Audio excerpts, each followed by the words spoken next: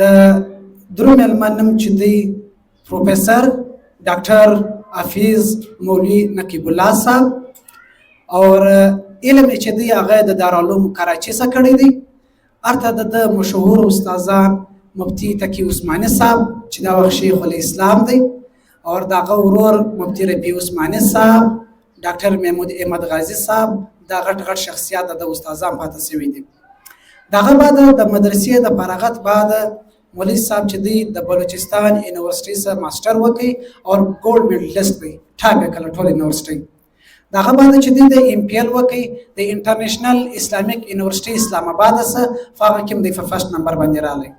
دغه بعد بیا ډاکټر صاحب د کراچي یونیورسيټي سره پی ایچ ډي حاصل کړل. د پی ایچ ډي ډاکټري چې د ډیګري هغه د کراچي څخه کړی ده.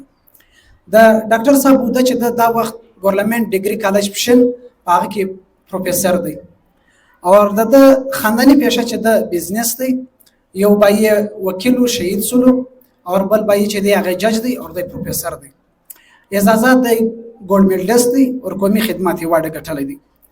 د ډاکټر صاحب د مطالعه سره د کښنیوالي محبت ولو او شوق ولو.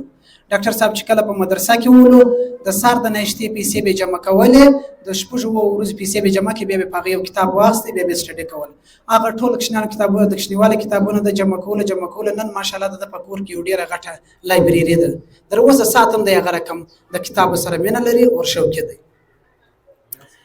دغه سره سات چې ډاکټر صاحب د کوم شخصیت او زیات متاثر دي انسپایر دي هغه کې چې دی یو د برصغیر ډیر غټ سکالر مناظر حسن گیلانی صاحب دی ډاکټر محمد حمید الله صاحب دی اور دغه سره سات ابو الحسن ندوی صاحب دی اور شیخ الاسلام مفتی تقی عثماني صاحب دی.